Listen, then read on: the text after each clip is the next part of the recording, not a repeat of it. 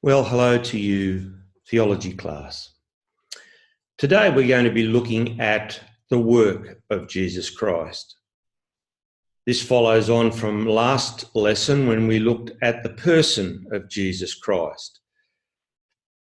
These two, of course, belong together.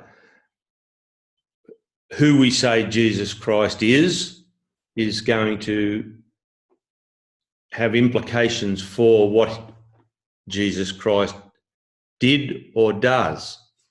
Equally, what Jesus Christ does or did tells us something about who he is. So these two questions, who is he and what does he do, belong together. But for the purpose of our investigation, we will separate them out. Last time we talked about the person of Jesus Christ. So today is a focus on the work of Jesus Christ. We talk about salvation, and the term for that is soteriology.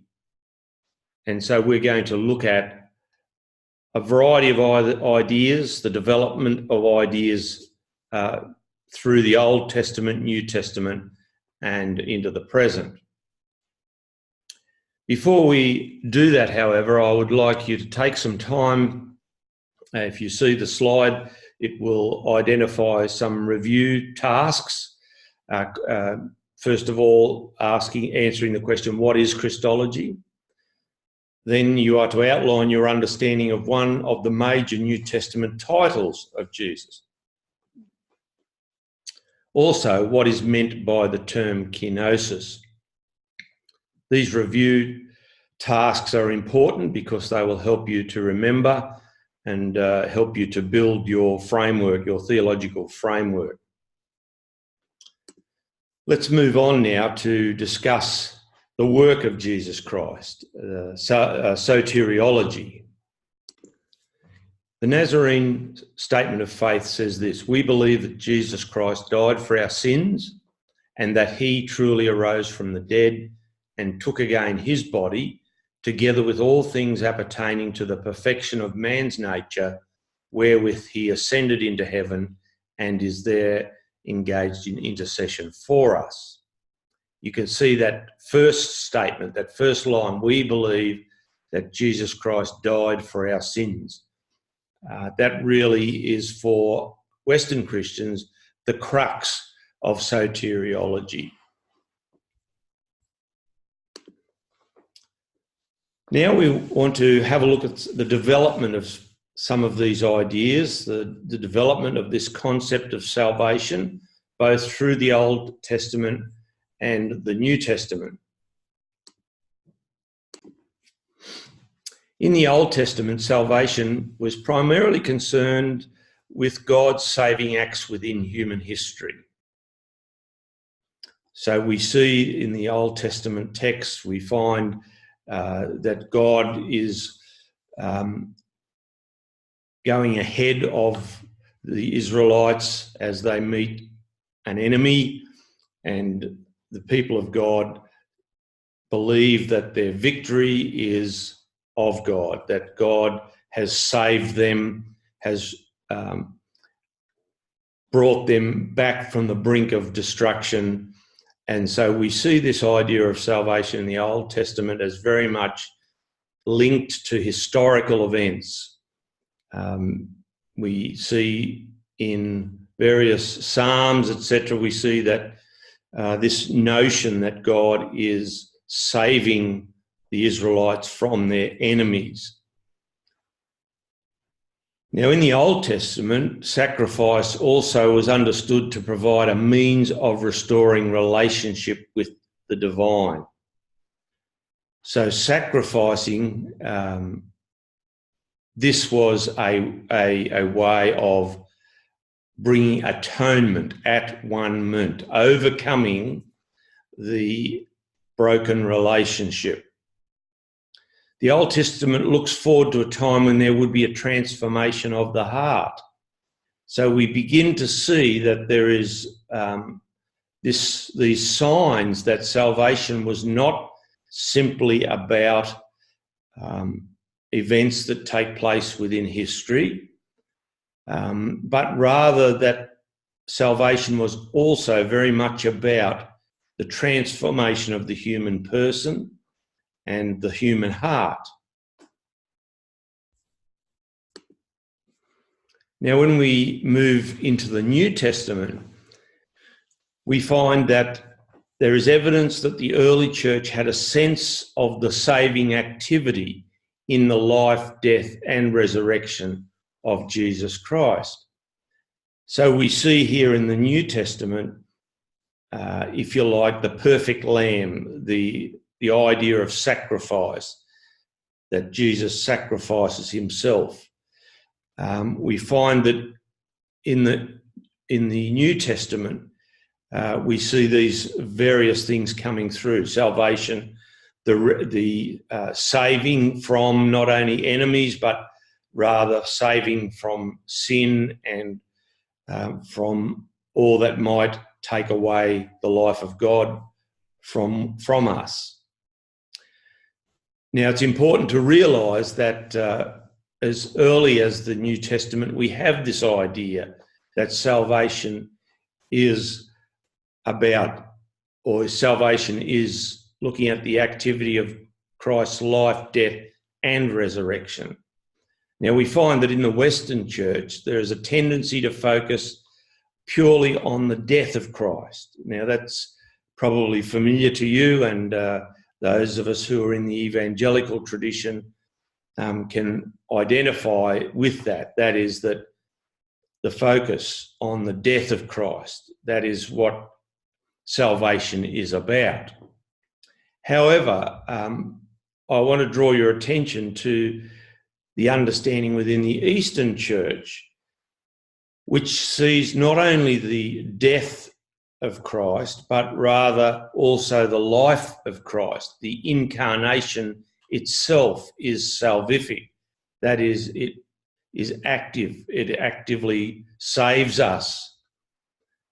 So not only the death, but also the life of Christ.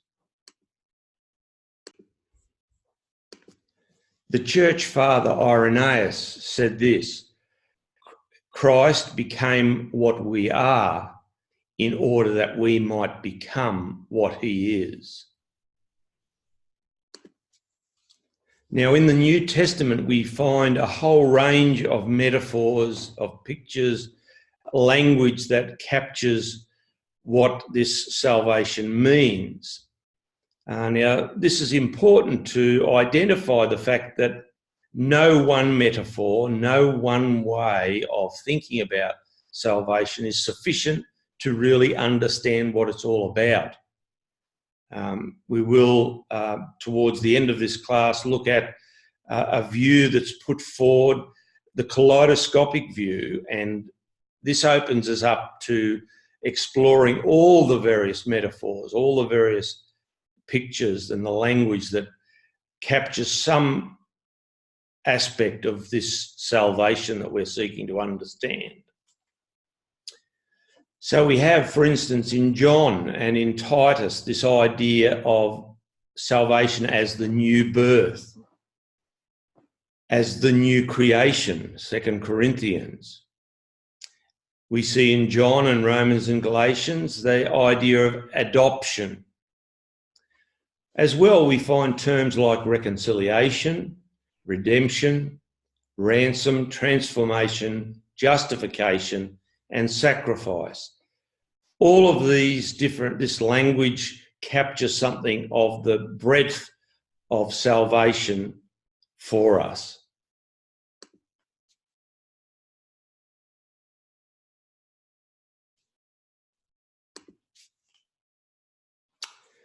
Now we'll move on to look at some of the atonement images and theories.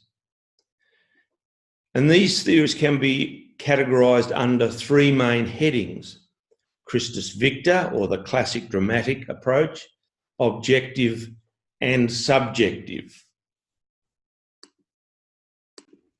Now, the Christus Victor view is one that has been around for a long time.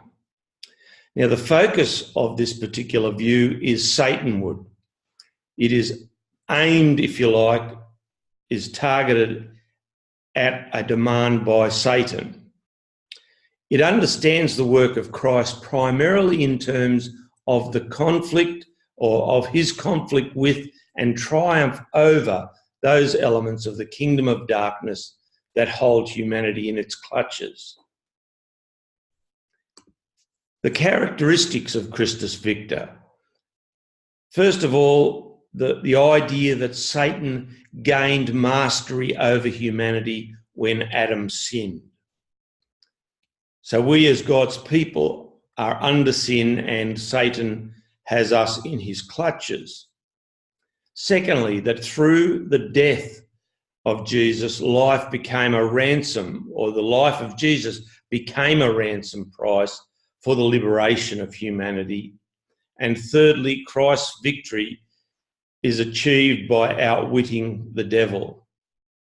So you can see when we say that this is focused on Satan, and we can see there that there's a demand made that we are under the authority, under the power of Satan, and that a ransom needs to be paid in order to free us from that, from those chains, from that power that Satan has over us. So this is the Christus Victor view. Now, I want to know whether you can see any problems with the Christus Victor view. Give that some thought for a couple of moments.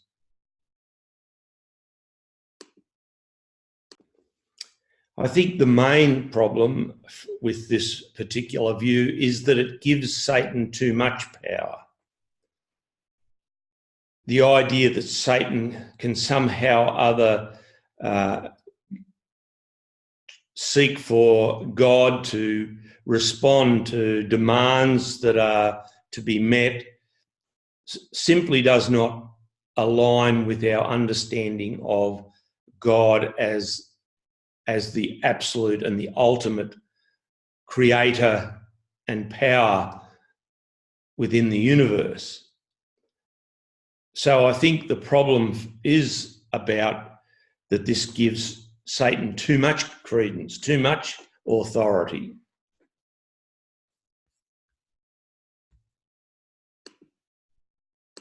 Now we come to the objective model. Here, the focus is on God. This is a Godward focus. The work of God is addressing the demands of God. So there's a demand to be met by God, not by Satan, as in the previous model. So we have here the demand of God, that is the justice of God. So we know that we live in a moral universe. We know also from our own experience of the law in our own lands that if one breaks the law, then in order for justice to be seen to be done, punishment must be meted out. So if somebody is killed, if you kill somebody, then you have to give an answer to that, and part of that is seeking to put forward reasons why you may have done that. But ultimately, if justice is to be done, then punishment must be meted. And hence our jails are full of people who have broken the law, and justice, being in jail, is the just thing to do. Now we find that Anselm has a satisfaction theory that captures this need to respond to justice. The justice of God needs to be met. Now, there are three models to understand forgiveness in relation to the death of Christ. There is representation, participation, and substitution. In the 20th century, the penal substitution theory became the central model for evangelicals. The incarnation of the Son of God, his work of atonement for the sinners of mankind, and his mediatorial intercession and reign. So we see there the atonement for the sinners of mankind. And this is part of a document, the doctrinal basis of faith of the world's evangelical alliance. Now we see the development of thought as we move through these. This particular document, 1846, the next document we'll look at 1970, and the document following that one, 2005. What we see in these documents is a movement further and further towards a particular view on how it is that justice is achieved. And we see that it begins in the 1846 document as a broad approach. So the incarnation of the Son of God, his work of atonement for sinners of mankind, and his mediatorial intercession and reign. This gives us a broad framework for thinking about what this view says about dealing with the issue of justice that needs to be met. We don't get told how the atonement is to be understood, but rather just a broad spectrum of the atonement that can be interpreted in a variety of ways. In the 1970 document, we find this language: the substitutionary sacrifice of the incarnate Son of God as the sole all-sufficient ground of redemption from the guilt and power of sin and from its eternal consequences. So now we have a narrowing of what this model is about. Now we have this idea of the substitutionary sacrifice of the incarnate Son of God as the sole all-sufficient ground of redemption from guilt. So we lose from the first document the notion of the incarnation of the Son of God as being salvific, and a much more of a focus on this substitutionary atonement. In the final document to look at here in 2005, we find these words: the atoning sacrifice of Christ on the cross, dying in our place, paying the price of sin and defeating evil, so reconciling us with God. So again, an even more narrowing of this idea that justice is achieved through the death of Christ on the cross, who takes our place and pays the price of sin. So we have this, I guess, in some ways, at first a very broad understanding of atonement, narrowing right down to this idea of Jesus dying in our place.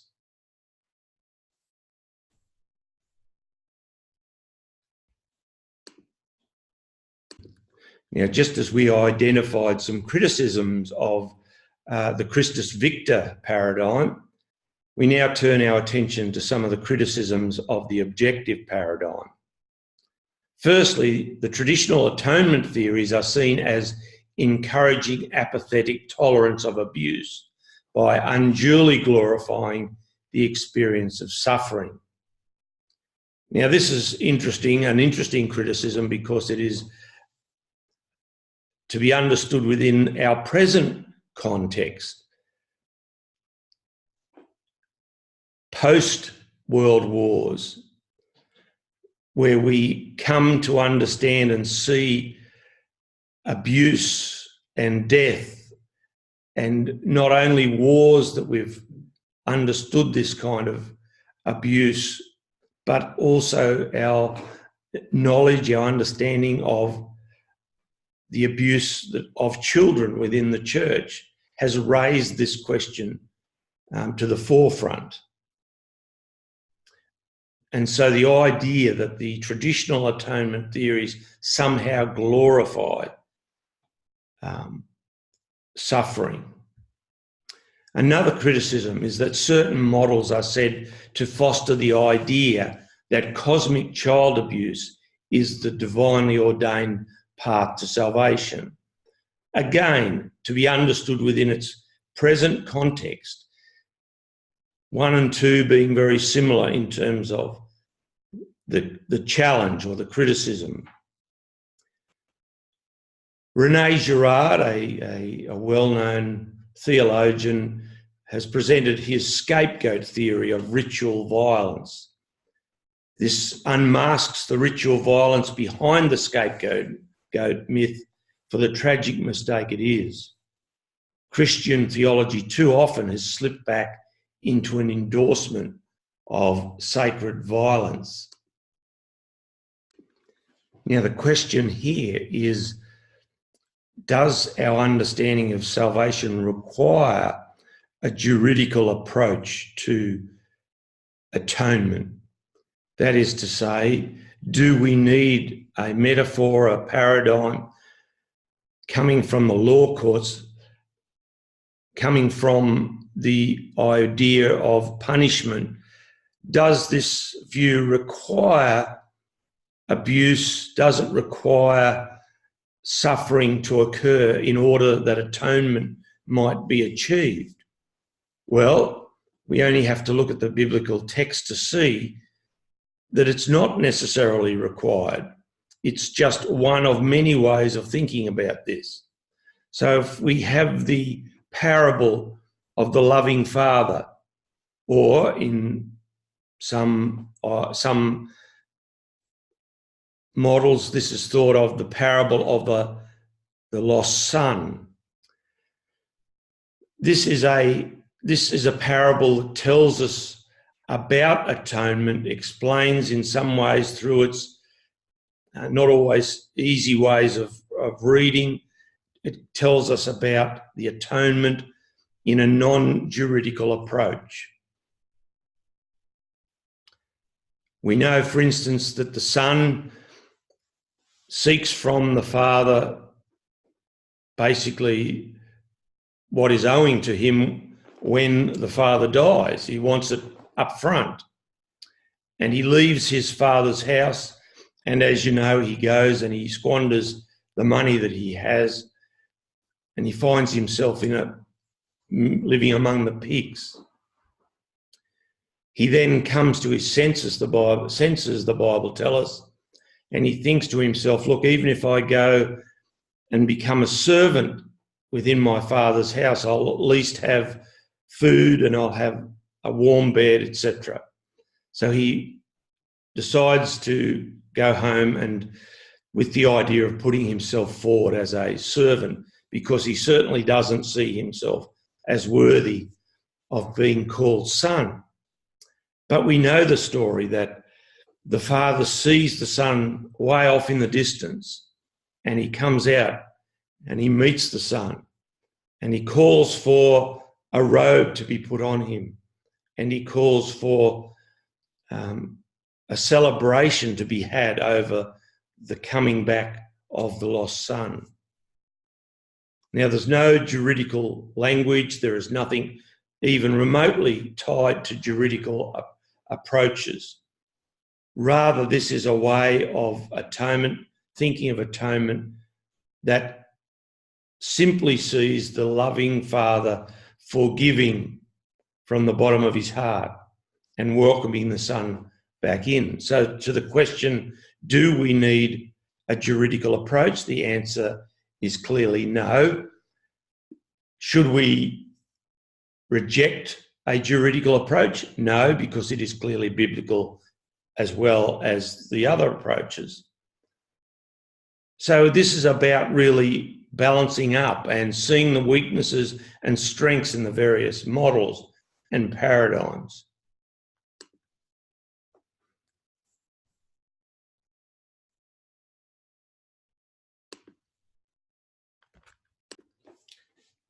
Now I'd like to set you a teaching and learning activity where you've got the opportunity to do your own reading and research and thinking. I mentioned earlier René Girard, and you'll find a section in your McGrath text, 335 to 336, and the title is Violence and the Cross. So I'd like you to do some reading on that and then describe Girard's scapegoat theory, and then outline whether you think Girard's analysis is important and why you have arrived at your conclusion.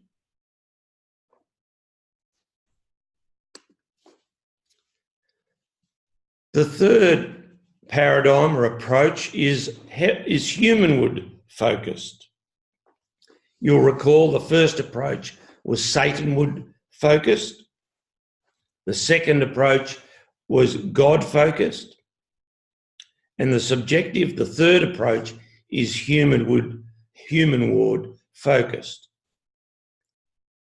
We have here a reconciliation, the notion of reconciliation, revelatory and family adoption motives, healing motives, and the non-juridical approach as given as an example in the response to the previous model.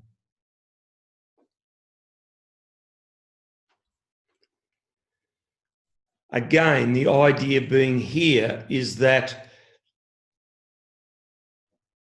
God sacrificing himself is a model for us. It tells us about sacrifice. It tells us about atonement. It tells us about something deep about the human person, of our brokenness and our need for healing. And so we have this very strong non-juridical emphasis. The healing that comes to the young man when he returns home, broken, and finds the father welcoming.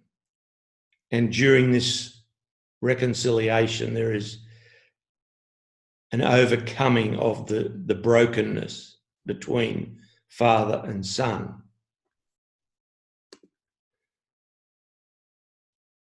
Now, this points, if you like, to the Eastern emphasis or emphases of incarnation and deification. The emphasis on atonement through the life of Christ, through the incarnation. The incarnation itself, the taking on of human nature, is itself salvific. It's not only what occurs on the cross, but also what occurs in the life of Christ. There's a reading there for you to do, pages 339 to 340, and I encourage you to read those.